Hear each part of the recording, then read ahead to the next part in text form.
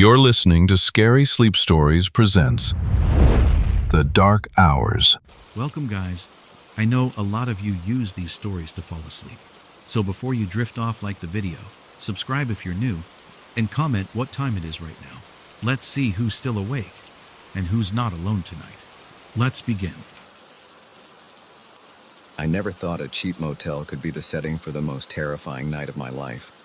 But as I lay here in the dark, listening to the footsteps outside my door, I realize how wrong I was.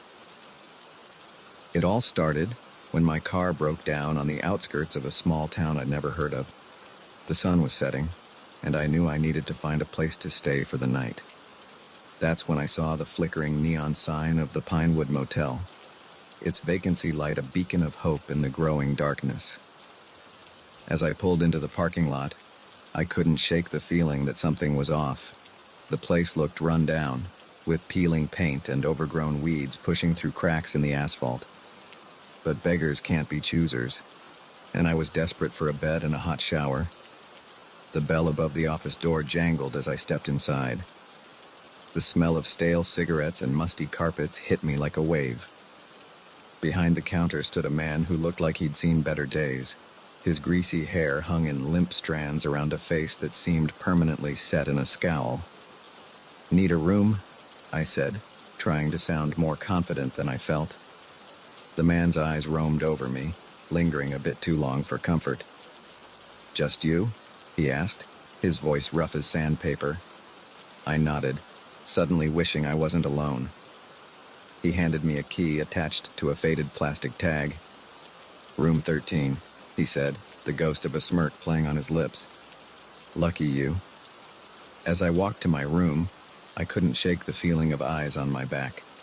I glanced over my shoulder, catching a glimpse of curtains quickly closing in one of the other rooms. My skin prickled with unease. The room was about what I expected, small, musty, with furniture that had seen better decades.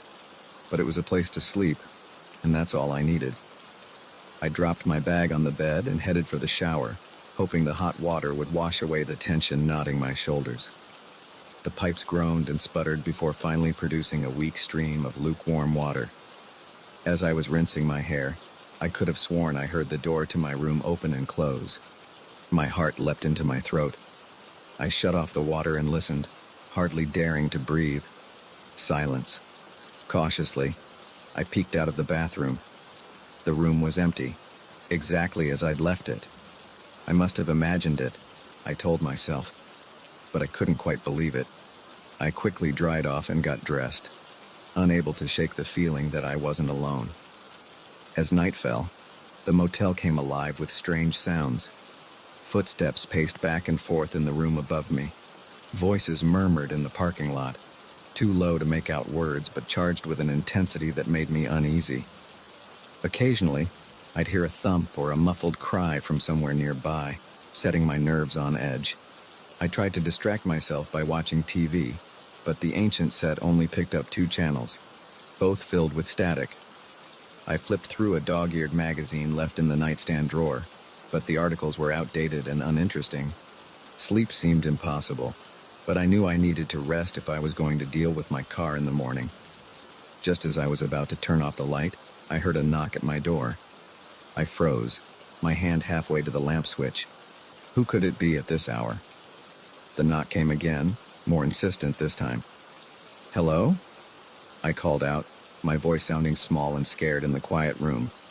No answer, just another knock. Heart pounding, I approached the door. Through the peephole, I could see a woman standing outside. She looked ordinary enough, middle-aged, with graying hair pulled back in a messy bun.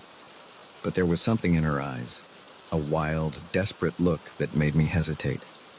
"Please," she said, her voice muffled through the door. "I need help. Let me in." Every instinct screamed at me to keep the door closed. But what if she really was in trouble? I undid the chain and opened the door a crack. "What's wrong?" I asked, ready to slam it shut at the first sign of danger.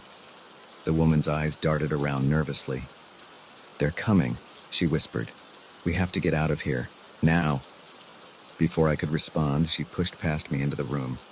I stumbled back, shocked by her sudden movement. She immediately went to the window, peeking out through the curtains. "Who's coming?" I demanded, fear and confusion battling for dominance in my mind. "What's going on?" She turned to me, her face pale in the dim light. "You don't know?" she asked, disbelief coloring her tone. "How long have you been here?" "I just checked in this evening," I said, growing more uneasy by the second. "My car broke down." The woman laughed, a harsh, humorless sound. "Oh, honey," she said, shaking her head. "That's how they get you. Your car didn't break down by accident." A chill ran down my spine. "What do you mean?" She opened her mouth to answer, but froze as the sound of footsteps echoed outside.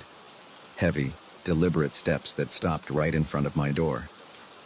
"They're here," she whispered, her eyes wide with terror. The doorknob began to turn slowly. I realized with horror that in my confusion, I hadn't relocked the door after letting the woman in. She grabbed my arm, pulling me towards the bathroom. "Quick," she hissed. "We have to hide." We crammed ourselves into the tiny bathroom, barely daring to breathe as we heard the room door open. Heavy footsteps entered the room, accompanied by the sound of drawers being opened and furniture being moved. "Where are they?" a gruff voice demanded. "Not here," another voice answered. "Check the next room." The footsteps retreated, and the door closed. I let out a shaky breath, realizing I'd been holding it. "What the hell is going on?" I whispered to the woman. She put a finger to her lips, shaking her head. After a few moments of tense silence, she spoke, her voice barely audible. "This isn't just a motel," she said. "It's a trap. They lure in travelers, people who won't be missed, and then..." She trailed off, swallowing hard. "And then what?" I pressed, though I wasn't sure I wanted to know the answer. "They take them," she said simply. "Sell them, kill them for sport, use them for God knows what. I've been trying to escape for weeks." My mind reeled, struggling to process what she was saying. It sounded insane, like something out of a horror movie. But the fear in her eyes, the sounds I'd heard, the strange behavior of the staff, it all started to fit together in a terrifying picture. "We have to get out of here," I said, surprised by the steadiness in my voice. She nodded. "There's a window in the back, behind the dumpsters. If we can make it there, we might have a chance." Slowly, cautiously, we emerged from the bathroom. The room was a mess, drawers pulled out and mattress overturned. They had searched thoroughly, but thankfully hadn't thought to check the bathroom. We crept to the door, listening intently for any sound of movement outside. Hearing nothing, we slipped out into the night. The parking lot was eerily quiet, the only sound the faint buzz of the neon sign. We stuck to the shadows, making our way around the edge of the building towards the back. Just as the dumpsters came into view, a shout rang out behind us. "There they are!" We ran, no longer caring about stealth. I could hear heavy footsteps pounding after us, gaining ground quickly. The woman reached the window first, struggling to push it open. I turned to look behind us and saw 3 men running towards us, their faces twisted with rage. With a final heave, the window creaked open. The woman scrambled through, then turned to help me. I was halfway through when I felt a hand grasp my ankle. I kicked wildly, connecting with something solid. The grip loosened, and I tumbled through the window onto the ground outside. We ran into the woods behind the motel, branches whipping at our faces as we crashed through the underbrush. I could hear our pursuers crashing through the trees behind us, but their voices grew fainter as we put distance between us.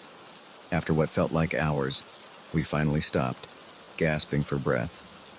In the faint pre-dawn light, I could see a road ahead. We had made it. As we walked towards the road, hoping to flag down a passing car, the woman turned to me. "I'm Sarah," she said, offering a tired smile. "Alice," I replied, still trying to process everything that had happened. "Thank you, Alice," Sarah said softly. "I couldn't have made it out alone."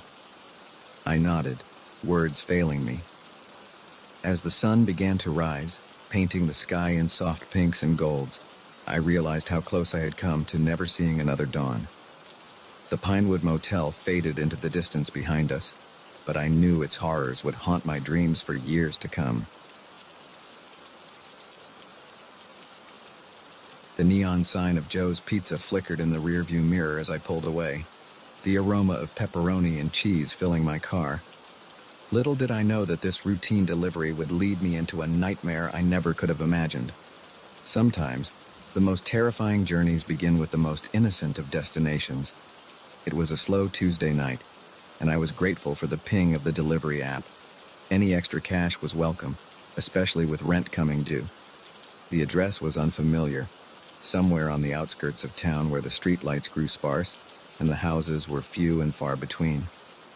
I hummed along to the radio, my headlights cutting through the darkness as I navigated the winding country roads. The GPS directed me to turn onto a narrow gravel driveway, barely visible among the overgrown bushes. As I drove deeper into the property, the trees seemed to close in around me, their branches reaching out like gnarled fingers. Finally, I spotted a house, if you could call it that. It was more like a dilapidated shack, its windows dark and its paint peeling. A single bulb flickered weakly above the front door, casting eerie shadows across the porch. I grabbed the pizza box and approached the house, gravel crunching under my feet. The silence was oppressive, broken only by the chirping of crickets and the distant hoot of an owl. I took a deep breath, trying to shake off the growing sense of unease, and knocked on the door. For a long moment, there was no response. I was about to knock again when I heard movement inside. Slow, shuffling footsteps approached the door. It creaked open, revealing a man who looked like he'd stepped out of a horror movie. He was tall and gaunt, with wild, unkempt hair and a scraggly beard. His eyes, sunken deep in their sockets, fixed on me with an intensity that made my skin crawl. Pizza delivery, I stammered, holding out the box. The man's face split into a grin, revealing yellow, crooked teeth. Yes, he said, his voice raspy. Come in, I'll get your money. Every instinct screamed at me to turn and run, but I reminded myself that I was just being paranoid. It was just an odd old man in a creepy house, nothing to be afraid of. I stepped inside and immediately regretted it. The smell hit me first, a musty, sour odor that made my nose wrinkle. The interior was dimly lit and cluttered, with stacks of newspapers and old furniture creating a maze-like path through the room. Just wait here, the man said, disappearing into another room. I stood awkwardly in the entryway, shifting my weight from foot to foot. My eyes darted around, taking in the strange decor. Faded photographs covered one wall, their subjects and eyes seeming to follow me, too. On a nearby table, I spotted something that made my blood run cold. A collection of newspaper clippings, all about missing persons in the area. The man returned, but instead of money, he held a gun. My heart leapt into my throat as he pointed it at me, that unsettling grin still plastered on his face. Now, he said, his tone casual as if he were discussing the weather, you're going to do exactly as I say. I raised my hand slowly, the pizza box falling to the floor with a dull thud.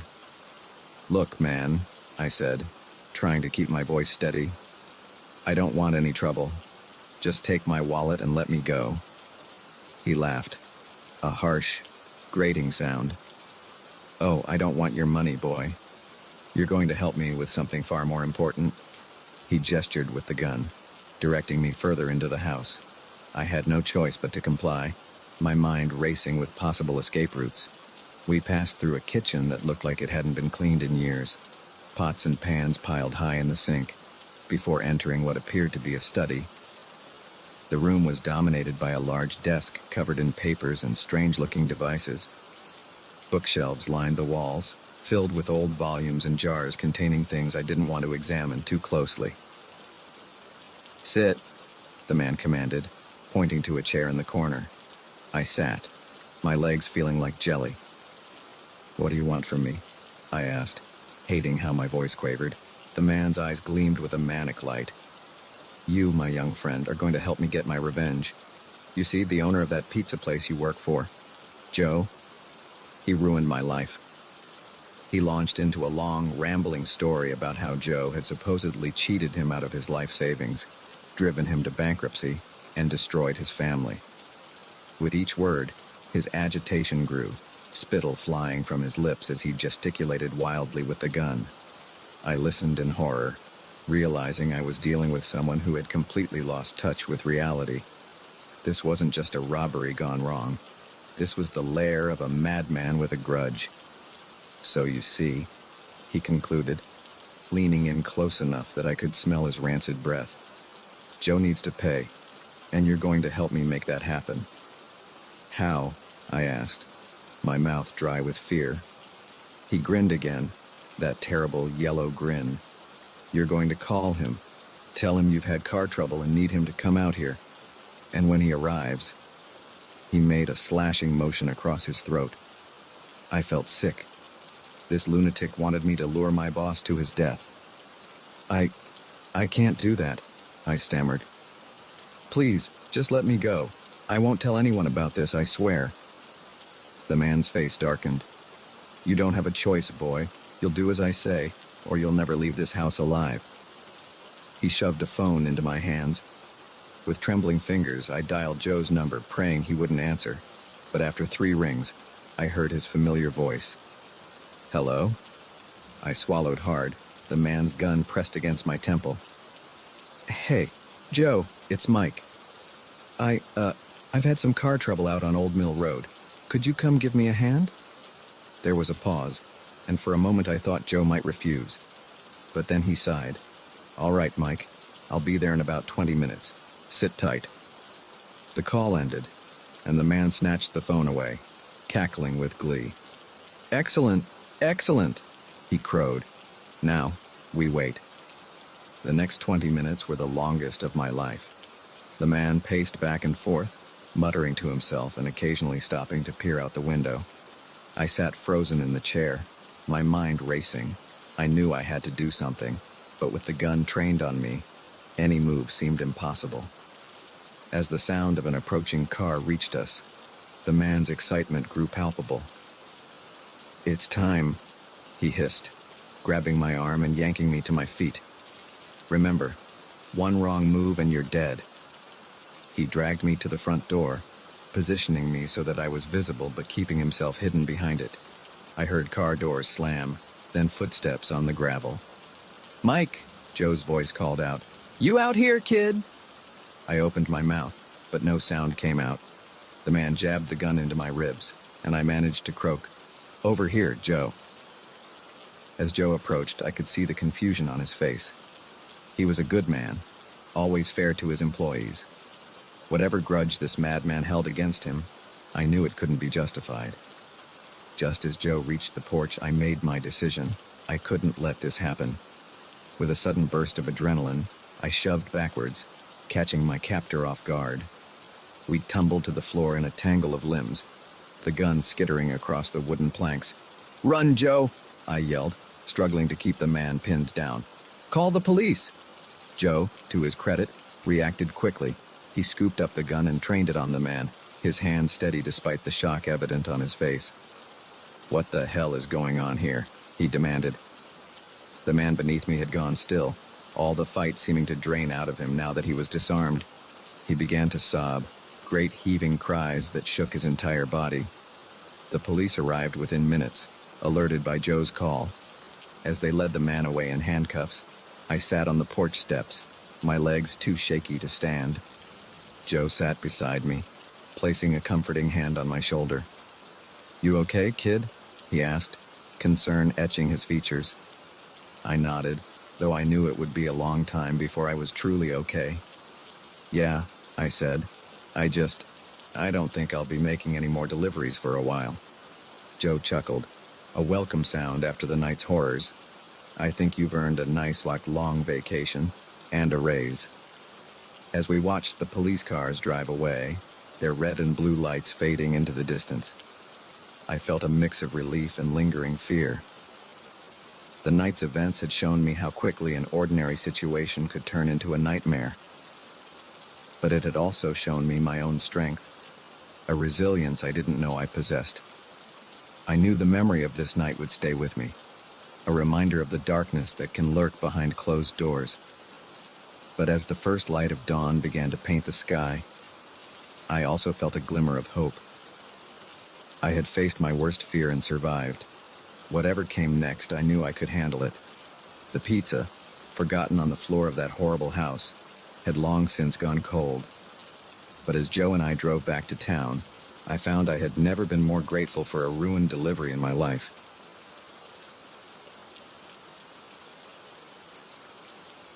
The snap of a twig under my boot echoed through the forest like a gunshot. I froze, my heart pounding in my chest. That's when I saw them, shadowy figures moving between the trees, and I knew in that instant my leisurely hike had just become a fight for survival. It was supposed to be a simple weekend getaway. I'd been feeling stressed at work, and my therapist suggested I try spending some time in nature. Reconnect with the earth, she'd said, her voice soothing and reassuring. It'll do wonders for your anxiety. So here I was, 3 hours into a hike in the Cascade Mountains, my backpack full of trail mix and bottled water, and not another soul in sight. Or so I thought. The day had started beautifully. The sun filtered through the canopy of evergreens, dappling the forest floor with warm light. The air was crisp and clean, filled with the scent of pine and damp earth. I felt my worries melting away with each step, the rhythm of my boots on the trail becoming a meditation of sorts. I'd veered off the main path about an hour ago, drawn by the sound of rushing water.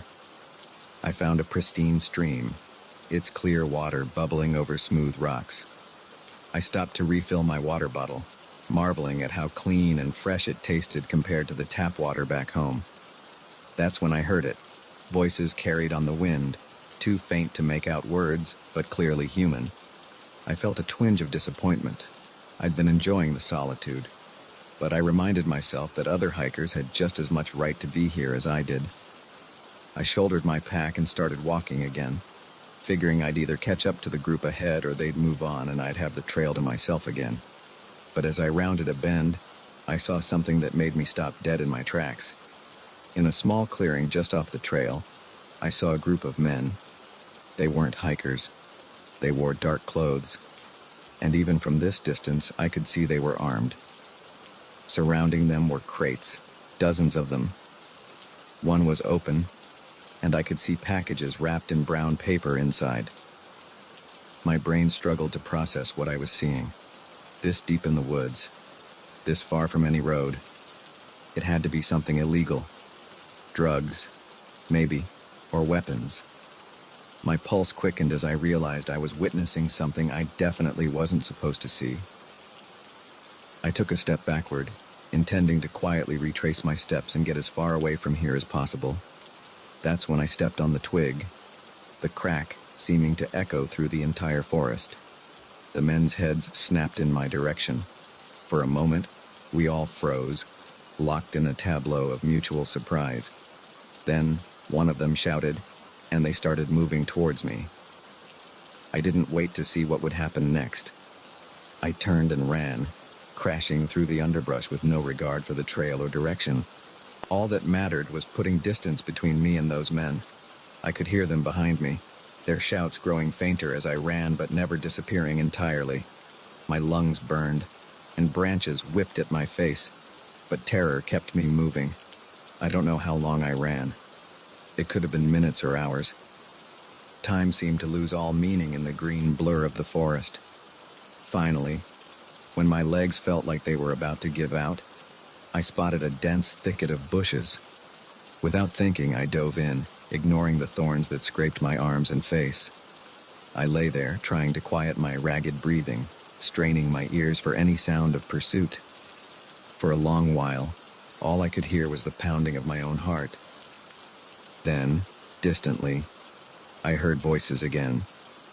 He couldn't have gotten far, one said, his voice gruff and angry. Spread out, another responded. He's got to be around here somewhere. I pressed myself closer to the ground, hardly daring to breathe. They were looking for me, and based on what I'd seen, I had a sickening feeling about what would happen if they found me. The voices grew closer, and I could hear the crunch of leaves underfoot. I closed my eyes, as if not seeing them could somehow prevent them from seeing me. "Check those bushes," a voice said, alarmingly close. I tensed, ready to bolt, though I knew it was hopeless. I was trapped. Suddenly, a new sound cut through the air, a loud, electronic beeping. One of the men swore. "It's the perimeter alarm," he said. "Someone else is in the area." "Shit," another voice responded. "We need to get back and secure the product. This guy will have to wait." I heard their footsteps retreating, moving quickly away from my hiding spot. Even after I could no longer hear them, I remained frozen in place, afraid to move a muscle. As the adrenaline began to wear off, the reality of my situation sank in. I was lost in the woods, being hunted by dangerous men, with no idea which direction would lead me to safety. I don't know how long I lay there, paralyzed by fear and indecision. The light began to fade, the forest growing darker around me. I knew I couldn't stay here forever, but every snapping twig or rustling leaf sent a jolt of terror through me. Finally, as true darkness began to fall, I forced myself to move. My muscles protested as I crawled out of the thicket, thorns catching on my clothes and skin. I stood on shaky legs, trying to orient myself. The forest looked different in the twilight, shadows turning familiar shapes into looming monsters. I picked a direction that I hoped would lead me away from the clearing and started walking, moving as quietly as I could. Every sound made me jump. An owl's hoot nearly sent me into a panic, convinced for a moment that it was a human call. The crack of a branch in the distance had me diving for cover, only to realize it was probably just a deer or some other animal. I walked for what felt like hours, the darkness growing more complete. I was afraid to use my flashlight, worried it might attract attention, so I stumbled along by the faint light of the moon filtering through the trees. Just when I was beginning to lose hope, convinced I was walking in circles, I saw something that made my heart leap. Lights in the distance. Not the harsh glare of flashlights, but the warm glow of windows, civilization. I quickened my pace, hope giving me a second wind. As I got closer, I could make out the shape of buildings, a small cluster of cabins, a campground or ranger station, perhaps. I burst out of the tree line, probably looking like a madman with my torn clothes and wild eyes. A couple sitting around a campfire looked up in alarm. "Please," I gasped, my voice hoarse. "I need help. There are men in the woods, dangerous men. We need to call the police." The next few hours passed in a blur. The couple, Tom and Sarah, were kind enough to let me use their phone to call 911. They gave me water and a blanket, and sat with me while we waited for the authorities to arrive. I told my story to the park rangers, and then again to the police when they arrived. They took my statement seriously, immediately organizing search parties to sweep the area I'd come from.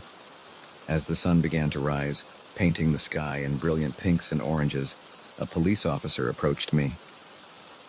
"We found the clearing you described," he said.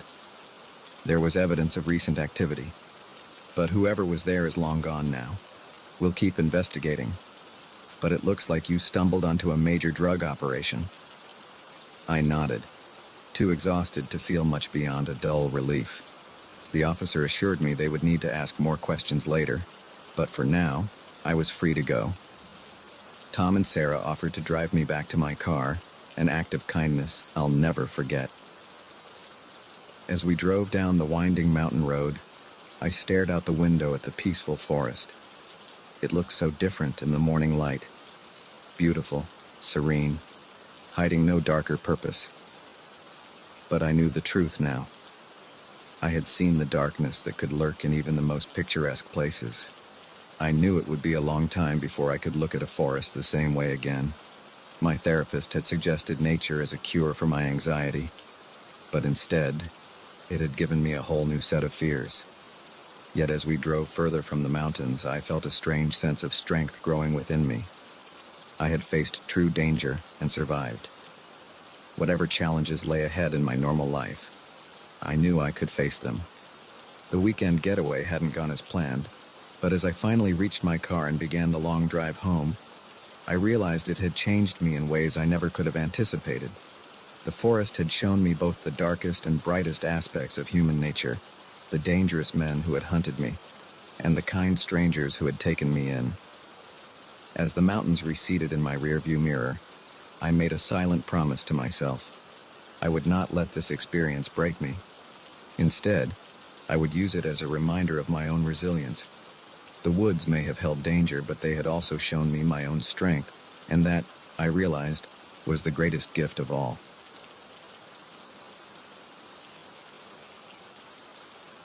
The crackling of our campfire was suddenly drowned out by a sound that made my blood run cold, the unmistakable click of a rifle being cocked.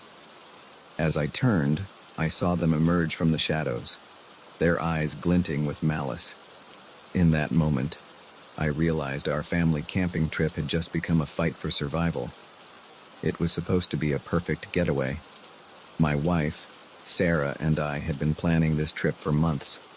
Our kids, Ethan and Lily, were finally old enough to appreciate the great outdoors, and we were excited to share our love of nature with them.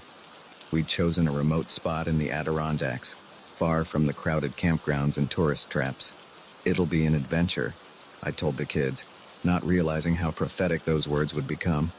The first 2 days were everything we'd hoped for. We hiked through lush forests, marveled at crystal-clear streams, and spent our evenings roasting marshmallows around the campfire. Ethan, at 12, was full of questions about the plants and animals we encountered.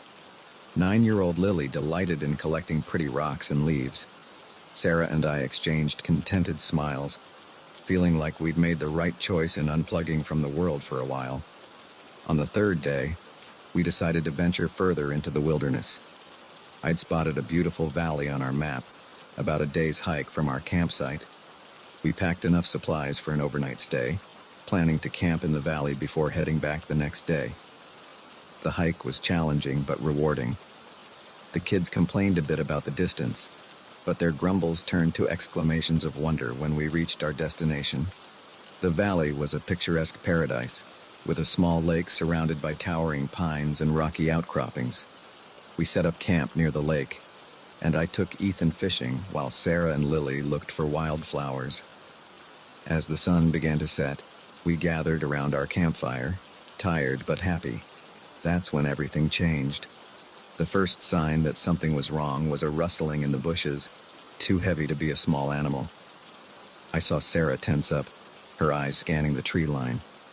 Before I could say anything, they appeared. 3 men stepped into the firelight, and I felt my heart skip a beat. They weren't fellow hikers or park rangers. These men looked rough, with unkempt beards and tattered clothes.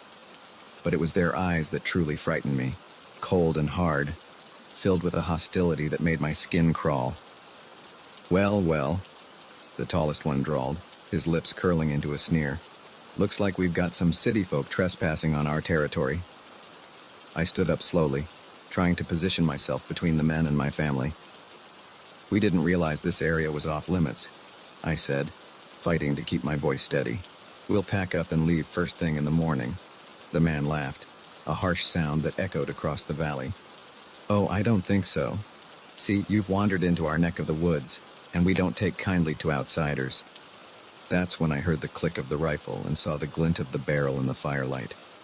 My mind raced, trying to figure a way out of this nightmare.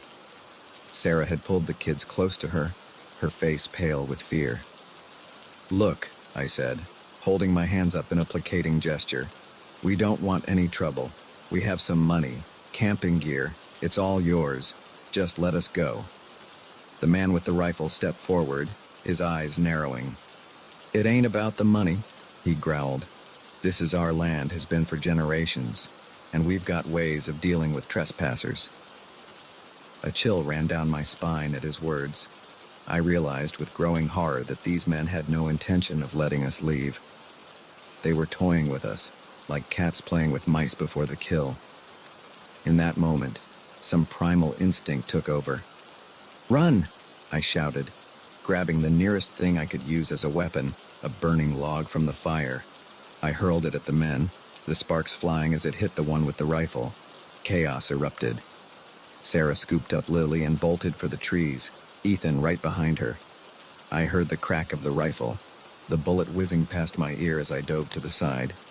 Adrenaline surged through me as I scrambled to my feet and ran after my family.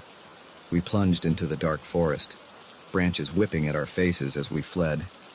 I could hear the men crashing through the underbrush behind us, their angry shouts echoing through the trees. My lungs burned and my legs ached, but terror drove me forward. "This way," I gasped, veering off to the right.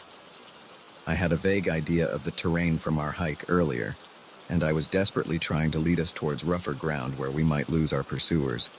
We stumbled through a shallow stream, the cold water shocking my system. Lily was crying softly, her face buried in Sarah's shoulder.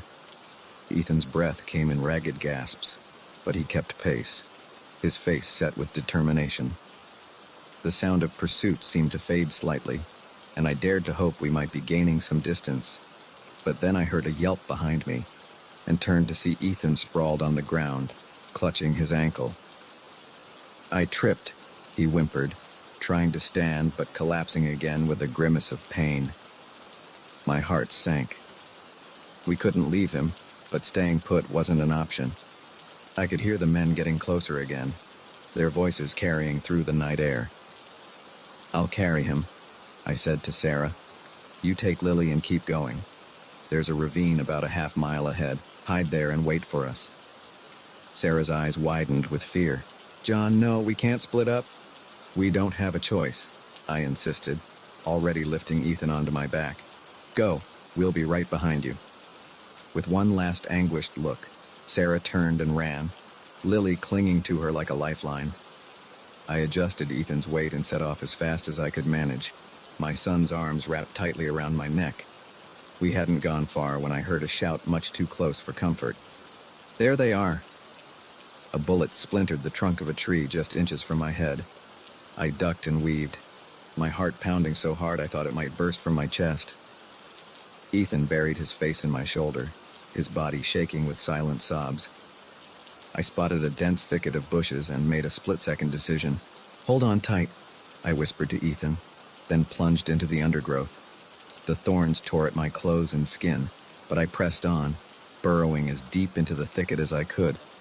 We lay there, hardly daring to breathe, as the men's footsteps drew near. I could smell their sweat and hear their labored breathing as they paused just feet from our hiding spot. "Where'd they go?"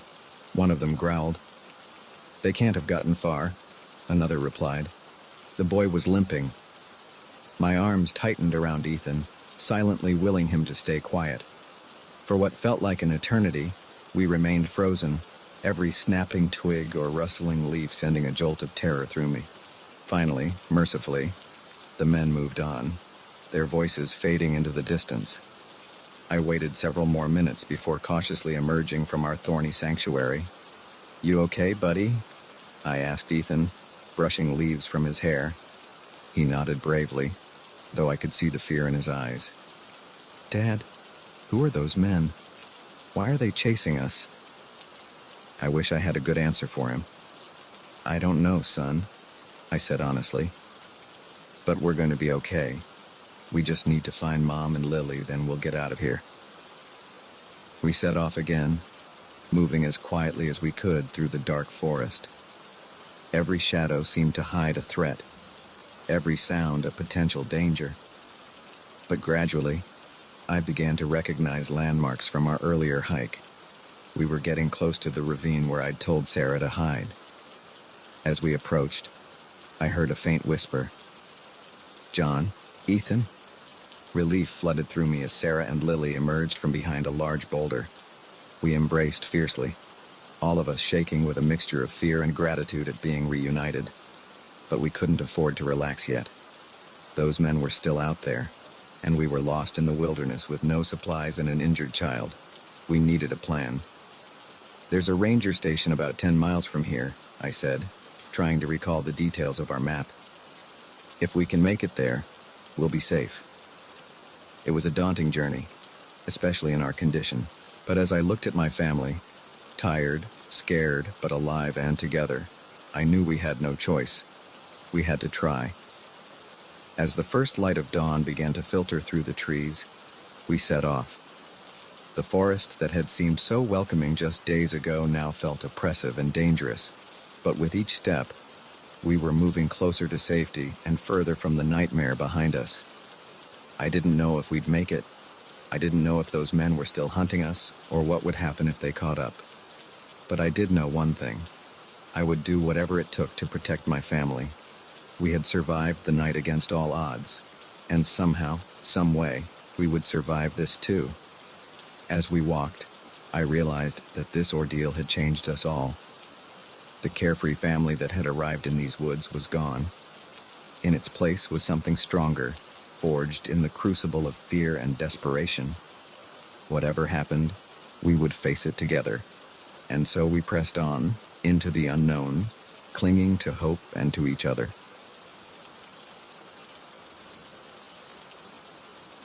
The moment I saw his thumb jutting out from the shadows, I knew I should have kept driving.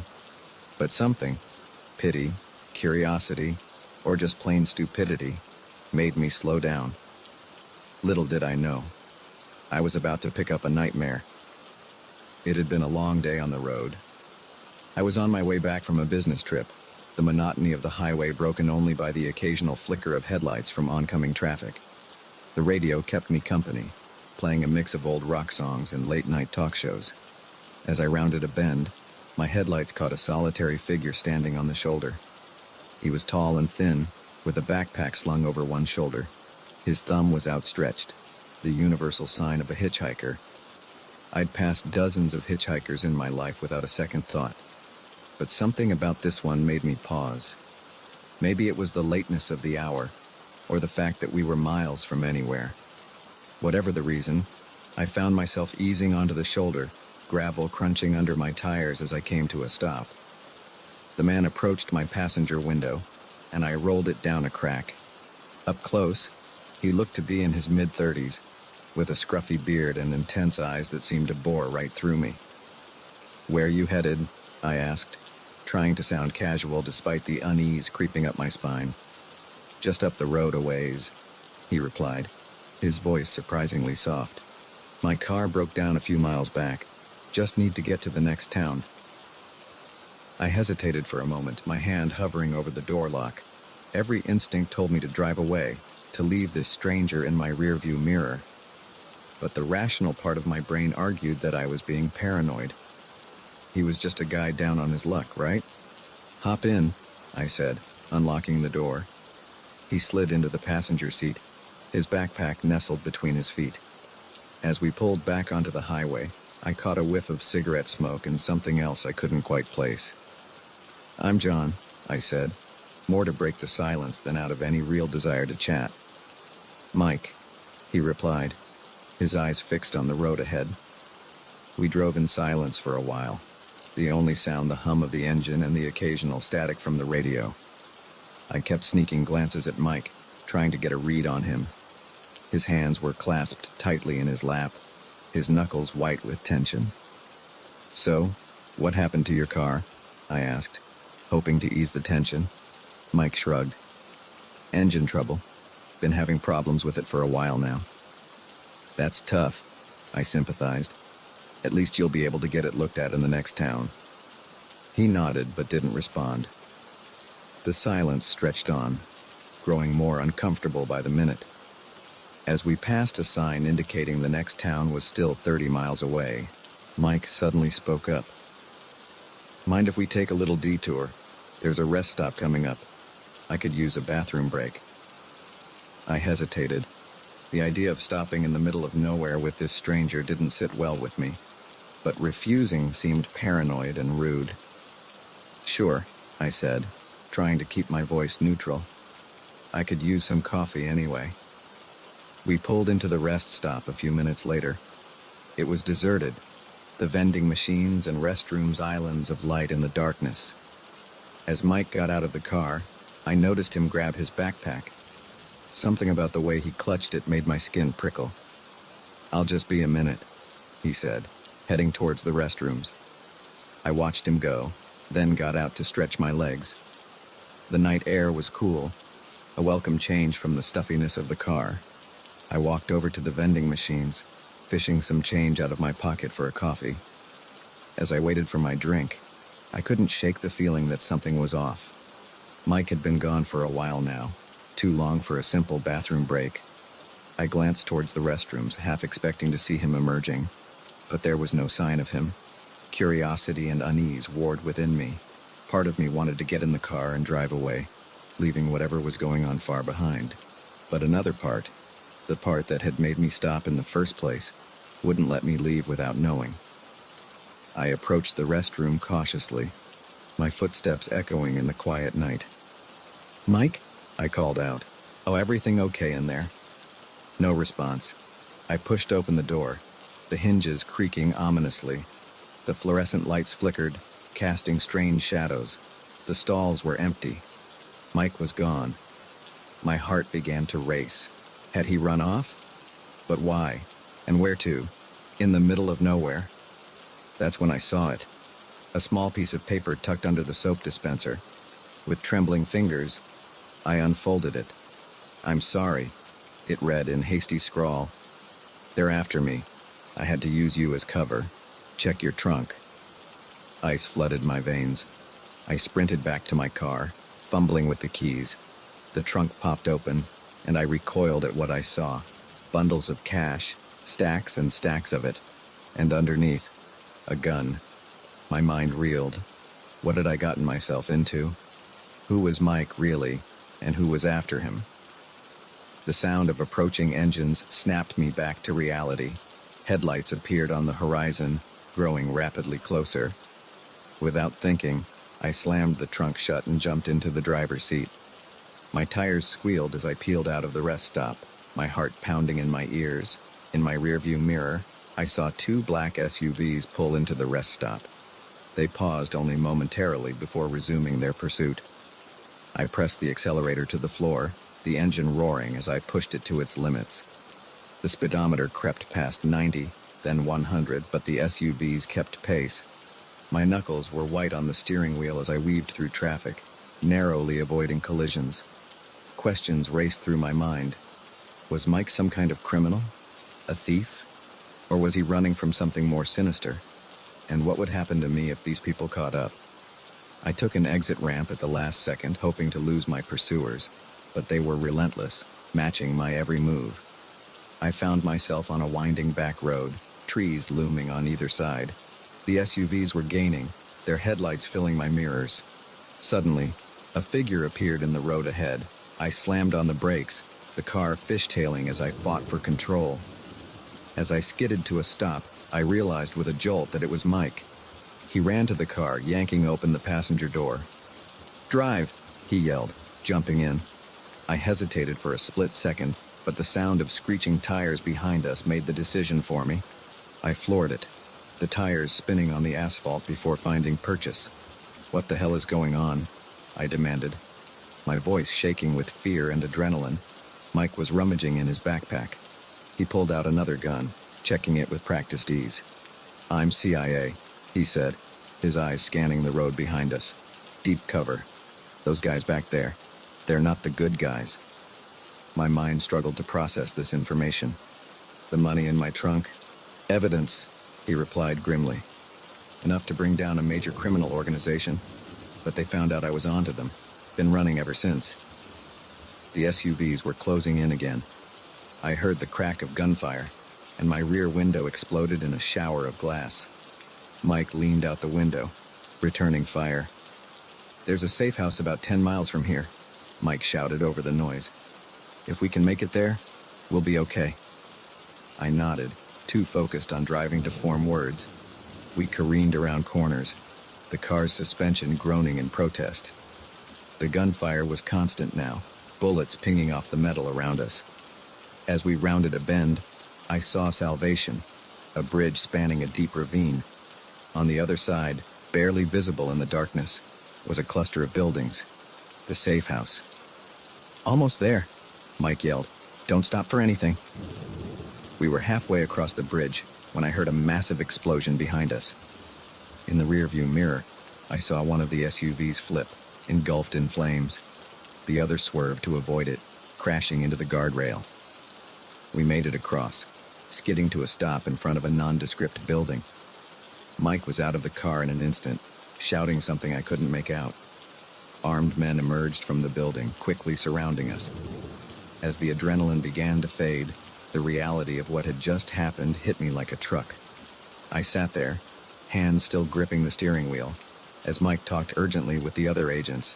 Eventually, he came back to the car. "You okay?" he asked, his voice gentler than I'd heard it all night. I nodded numbly. "What happens now?" "Now, you're a hero," he said with a small smile. "You helped bring down a major criminal operation, but for your safety, we'll need to keep you here for a while, just until we tie up all the loose ends." As I followed Mike into the building, my mind was still reeling. In the span of a few hours, my life had been turned upside down. I'd gone from a simple businessman to an unwitting accomplice in an international sting operation. But as the door closed behind us, sealing us off from the chaos outside, I felt an odd sense of calm. I'd faced death and come out the other side. Whatever came next, I knew I could handle it. After all, I'd already survived the ride of my life.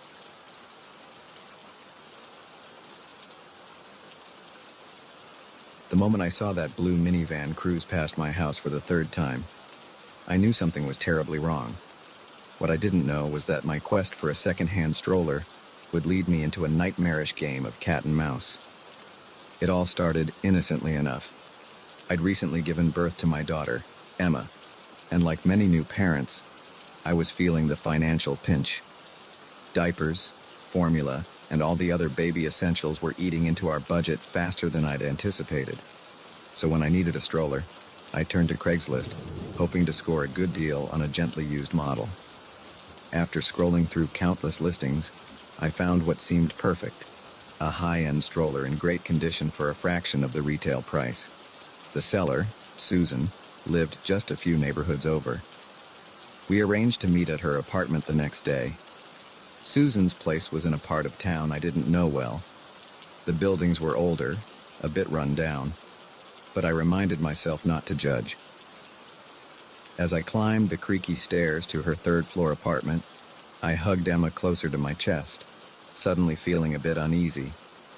But Susan turned out to be perfectly pleasant, a smiling woman in her mid-30s with kind eyes and a soft voice. She cooed over Emma while showing me the stroller, which was indeed in excellent condition. "I'm just glad it's going to a good home," Susan said as I counted out the cash. My daughter outgrew it so quickly. We chatted for a bit about the joys and challenges of motherhood. Before I left, she even gave me a bag of baby clothes her daughter had outgrown. I left feeling like I'd not only gotten a great deal, but maybe made a new mom friend. That evening, as I was putting Emma to bed, my phone buzzed with a text from Susan. "Hope you got home safely. Enjoy the stroller." I thought it was a nice gesture, if a bit unnecessary. I sent back a quick thanks and thought nothing more of it. But over the next few days, I started noticing things. Small things at first, easy to dismiss. A car that looked like Susan's parked down the street from our house. A glimpse of someone who resembled her at the grocery store, quickly disappearing down another aisle when I looked again. I told myself I was being paranoid. Lack of sleep and new mom anxiety were playing tricks on my mind. But then came the blue minivan. I first noticed it on a Tuesday afternoon. I was in the front yard pushing Emma in her new stroller when it drove by slowly. The driver, a man I didn't recognize, seemed to be looking right at us. A chill ran down my spine, but I shook it off. Just a coincidence, I told myself. An hour later, it passed by again. This time, I was sure the driver was watching us. When it came around a third time, my heart began to race. I hurried inside, locking the door behind me. That night, I confided in my husband, Mark. "I think someone's watching us. I said, feeling slightly ridiculous even as the words left my mouth. Mark listened patiently, but I could see the skepticism in his eyes. "Honey, you're exhausted," he said gently. "Your mind is probably just playing tricks on you. Why would anyone be watching us?" I wanted to believe him, but the next day, as I was coming back from a walk with Emma, I saw Susan. She was across the street, partially hidden behind a tree, watching my house. When she saw me notice her, she quickly walked away. Now I was sure something was wrong. I called the non-emergency police line, but they weren't much help. Without any concrete evidence of a threat, there wasn't much they could do. They advised me to keep a record of any suspicious activities and call 911 if I ever felt in immediate danger. Over the next week, the sightings continued. The blue minivan, glimpses of Susan. Once, I even got a text from an unknown number. "Your baby is beautiful. Her eyes are so bright." I was a nervous wreck. I stopped going out unless absolutely necessary. I triple-checked the locks on our doors and windows every night. Mark was becoming worried, suggesting that maybe I should talk to someone about postpartum anxiety. But I knew this was real. I could feel eyes on me constantly, watching, waiting. But for what? The answer came on a rainy Thursday night. Mark was working late, and I was home alone with Emma. As I was washing dishes, I heard a noise from the baby monitor, a creak that didn't sound like Emma stirring in her crib. My heart in my throat. I crept upstairs. As I approached the nursery, I heard whispers. I peered around the doorframe and saw a sight that turned my blood to ice. Susan was there, leaning over Emma's crib, reaching for my baby. Without thinking, I burst into the room. "Get away from her!" I screamed. Susan whirled around, her eyes wide with shock. For a moment, we just stared at each other, the only sound Emma's confused whimpers. "I'm sorry," Susan said, her voice trembling. "I'm so sorry. I had to see her, to hold her." "What are you talking about?" I demanded, moving to stand between her and the crib. "Why are you in my house? Why have you been following me?" Tears welled up in Susan's eyes. "My baby," she whispered. "I lost my baby. She looks so much like your Emma. I couldn't let go." The pieces started to fall into place. The stroller that was barely used, the baby clothes, Susan's obsession with my daughter. A wave of pity washed over me, quickly replaced by fear and anger. "You need to leave," I said, my voice shaking. "Now, before I call the police." Susan nodded, tears streaming down her face. As she turned to go, she looked back at Emma one last time. The longing in her eyes was painful to see, but I stood my ground. After she left, I called the police. They came and took my statement, promising to look into Susan and advise her to stay away. They also suggested I get a restraining order, just to be safe. In the days that followed, I learned more about Susan's story. She had indeed lost a baby, just a few months earlier. The grief had apparently driven her to fixate on Emma as a replacement. The man in the blue minivan turned out to be her brother, who had been trying to keep an eye on her, worried about her mental state. It took a long time for me to feel safe again. We installed a security system, and I went to therapy to deal with the anxiety the ordeal had caused. Gradually, life returned to something resembling normal, but I never forgot the lesson I learned, that sometimes the greatest dangers can come from the most unexpected places, that a simple act of kindness, selling a used stroller to a fellow mom, could open the door to a nightmare. Now, years later, I still think about Susan sometimes. I hope she got the help she needed. And while I'm more cautious now, I try not to let fear rule my life. After all, Emma is growing up fast, and I don't want to miss a moment of it worrying about what might be lurking in the shadows. As I watch Emma play in our backyard, her laughter ringing out in the summer air, I'm reminded of how precious and fragile life can be. And I'm grateful, not just for her safety, but for the strength I found within myself during those terrifying days. It's a strength I carry with me always, ready for whatever challenges life might bring next.